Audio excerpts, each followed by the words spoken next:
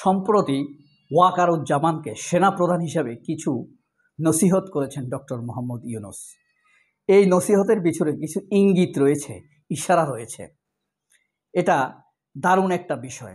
আপনারা জানেন আমেরিকার সাথে বাংলাদেশের প্রায় 3 দিন ব্যাপী একটি সামরিক মহড়া হবে। সেই মহড়ার আগে সেনাবাহিনীতে কিছু একাডেমিক কাজকর্ম চলছে।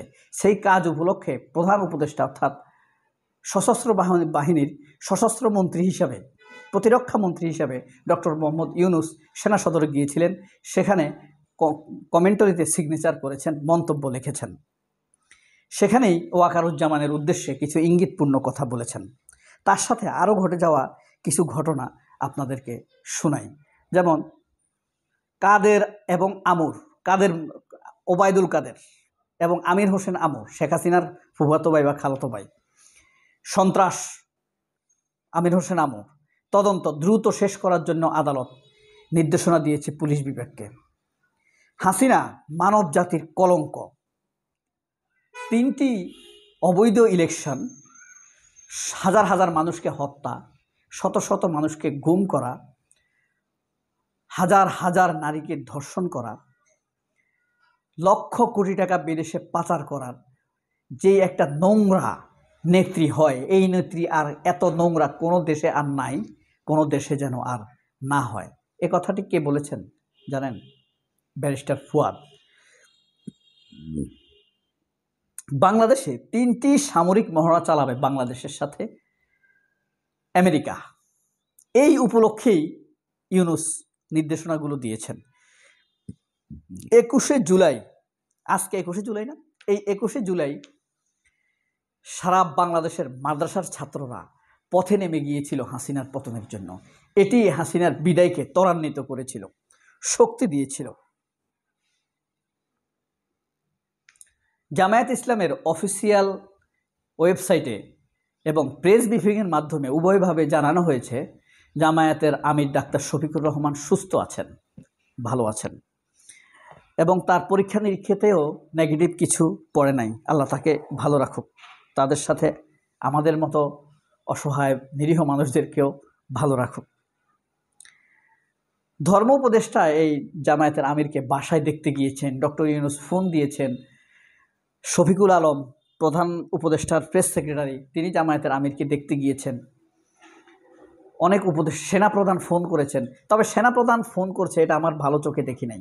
সেনাপ্রধান কাউকে ফোন করলে আমি এটাকে খুব ভালো চোখে দেখি না। সেনাপ্রধান ফোন যার সাথে সেনাপ্রধানের সম্পর্ক ভালো হবে তার জনপ্রিয়তা কমবে, ব্যক্তিত্ব নষ্ট হবে।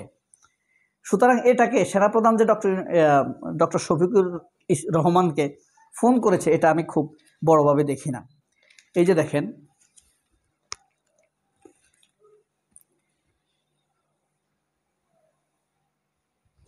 দেখেছেন, রাজনৈতিক মতাদর্শের ঊর্ধ্বে থেকে যোগ্যদের পদোন্নতি দিতে হবে। সেনা সদরে যে উপদেশ দিলেন প্রধান উপদেষ্টা, যেন ভদ্রতা, যোগ্যতা, আনুগত্যের কথা বলেছেন, বুঝেছেন? আমি আপনাদেরকে একটু পড়ে শোনাই।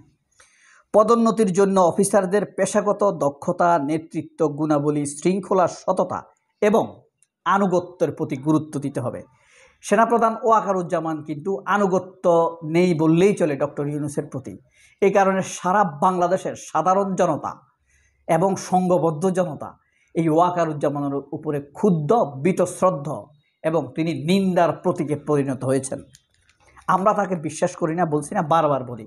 তার উপরে আমাদের কোনো ভরসা নেই, ভরসা থাকার দরকারও নেই। যেই লোক বহিঃশত্রুর হাত থেকে দেশকে রক্ষা করতে পারে না, সেই দোষের লোকের উপরে আমাদের ভরসা থাকতে পারে না। সে ধরেন মেরে আমাকে গুলি একটা ধরে বলল আমার উপরে ভরসা কর, আমি টেলিভিশনের সামনে ক্যামেরার সামনে বললাম হ্যাঁ আমি ওয়াকারের উপরে ভরসা করলাম, কিন্তু হৃদয় থেকে সে কখনোই মানুষের সমর্থন পাবে না। তার বেতনটা পর্যন্ত হারাম হয়ে যাবে, তাই না? আমি চাই আমার ট্যাক্সের করের টাকায় যেন তার বেতন না হয়।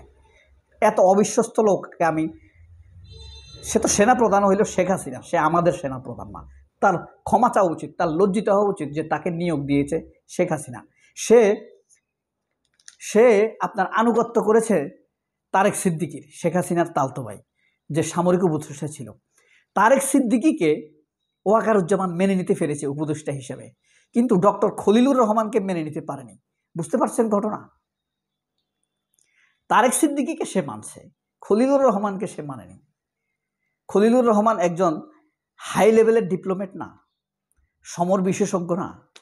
সমর বিশেষজ্ঞর কথা বাদ দেন, সে কিন্তু আন্তর্জাতিক স্বীকৃত, জাতিসংঘের স্বীকৃত একজন ডিপ্লোম্যাট, এবং সে ভারতপন্থী নয়।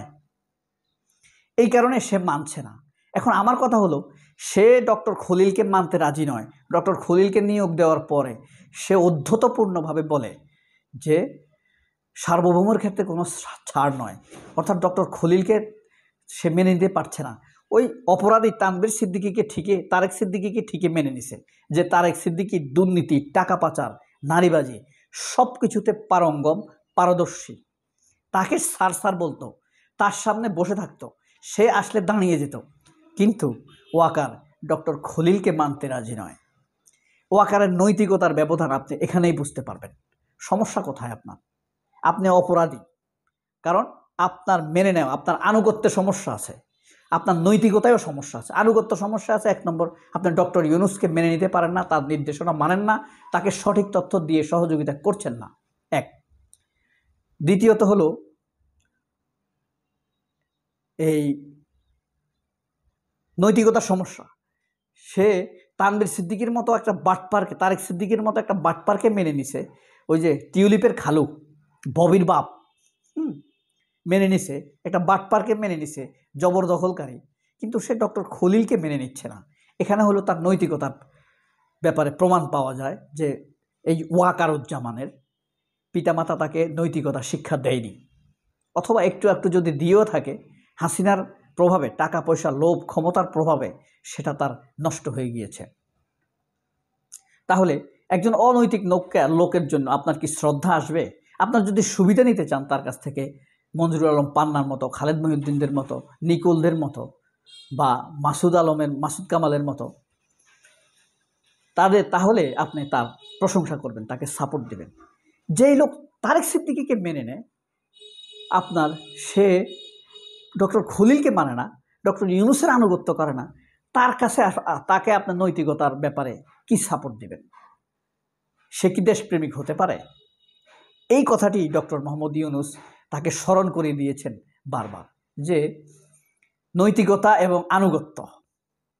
ওয়াকার আনুগত্য দেখায়নি সেটা উল্লেখ করেছে, নৈতিকতার কথা বলেছে। সে তারেক সিদ্দিকীকে বস বলতো, কিন্তু ডক্টর ইউনূসকে বলে ডক্টর ইউনূস, ডক্টর ইউনূসকে মেনে নিতে পারে না। এখানেই সে একটা শয়তান প্রমাণিত। সবাই অনেক ভালো থাকবেন। আল্লাহ হাফেজ। আসসালামু আলাইকুম।